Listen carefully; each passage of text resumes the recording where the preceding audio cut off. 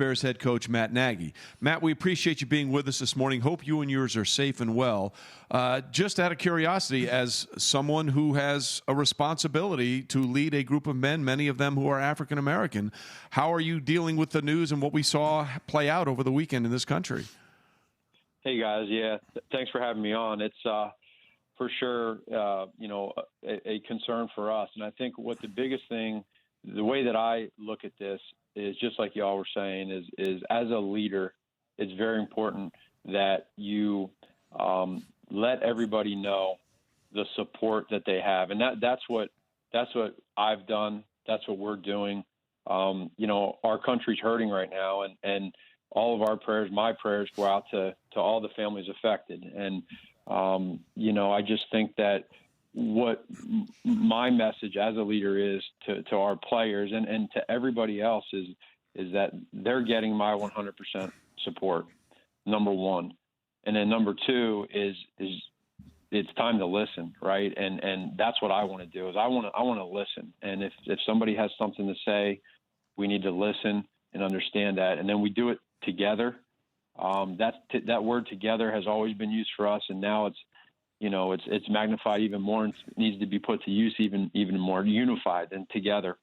And then just as I mentioned a little earlier this morning, a powerful word that I believe in that I don't think gets used enough in the sports world and naturally in the football world, which is such physically tough men, but the word love. Right now, we need more love from everybody, and some people, whatever their definition of love is, I know what mine is, and as a leader with our team right now, they're going to feel that even more, and that's very important. So listening and love goes a long way, and this is real. We got to be able to talk about it, and if you can't, then it's not right, and we need to. So that's where we're at. Matt Nagy joining Chicago Bears head coach. And then from the football, the sports side of this thing, this is a time where you'd be in front of players. OTAs would have started the third week of April. You'd have had a mini camp by then, probably getting ready for another mini camp that would end the offseason program. But this has all been virtual now. How has all of that been going over these last couple of months? You know what? It's been going really well. Our players, we've had really great attendance. I mean, darn near 100%. And it's different at first. Everybody's a little bit uncomfortable, but then they end up getting used to it. And now we're at a point where everyone is comfortable being in it. You can feel the antsiness to want to get back. Guys are ready to get on the football field.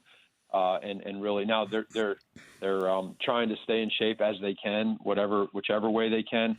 But mentally, this is going to be very important for not just the younger players, but for everybody to be able to stay mentally sharp with the time given so that you hit the ground running. And so that's what I think we're trying to do is keep these meetings creative. We're having guest speakers come in to break up the monotony of it. The players have been really, really good as far as interaction, asking questions. And again, for us too, as coaches, is we told our staff, let's let these guys talk. Let's not be where we sit here and everyone just talk, it's all coach talk the whole time. Let's let them get interactive. And that's what it's really been for us. So really proud of our players and really appreciate that. Along those lines, at some point, everybody's going to have to get together if a season is going to start. And I know the virtual offseason by the league got pushed 2 more weeks, so probably till the end of this month. Any word between your conversations with the league and certainly your leaders there in Illinois with the guidelines there on when you think, at what point this month, if it can be, players could actually get back into the building? You know what, Mike, there's not. And, I mean, absolutely zero for me right now. I think that it's what we've done is we've created these schedules and contingency plans. Well, there's a ton of these backup plans that we have. But there's not. I think the focus right now is obviously on the health and safety of the players and how they're going to go about doing that and that themselves as well having backup plans. So we're just kind of taking it day by day, week by week, like everybody else. And the message that we're using is that there's in our world there's 31 other teams going through this, and it's who are the teams that are going to handle it the best. And are you going to be glass half full or glass half empty? And that's just the way we're going to attack it. And so that whenever that is, and we get together, we feel like we've done everything in our power to stay positive and hit the ground running. Matt Nagy, Bears head coach, with us here on Golic and Wingo.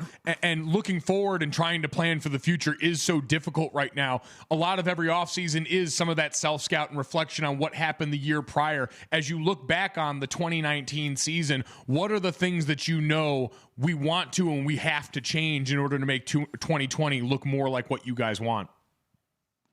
Sure. Yeah, there's a lot. And you know, every year is so different. We were fortunate enough to come in my first year as a head coach and win the NFC North and go 12-4 and make it to the playoffs. And it was very new and rewarding to us. Now with that comes a responsibility to maintain that. And like a lot of people say, you know, it's harder to stay on top than it is when you're at the bottom. And we ran into that last year. Now we ended up fighting through a 4-game losing streak, that was where I was really, really proud of the way we hung together. That's a long time to lose 4 games in a row, but to fight through that. And we ended up giving ourselves a chance, winning 4 out of 6 and taking it to the end to have an opportunity to possibly make the playoffs. And it didn't happen, but there was a lot of things.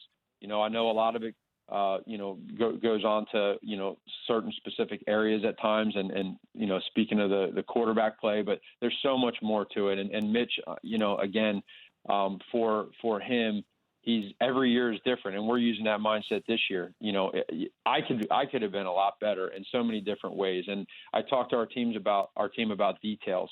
I feel like the mindset that we have going into this year needs to be different, and we need to understand that it just every single day we need to challenge ourselves to practice harder, to play harder, to listen more, to take more notes, to coach better, all of that. And so when you stay positive, then hopefully that adds to some wins. And so, you know, everybody has taken upon themselves to worry about themselves specifically, and then the team will be better because of that. Thank you for watching ESPN on YouTube. For live streaming sports and premium content, subscribe to ESPN+.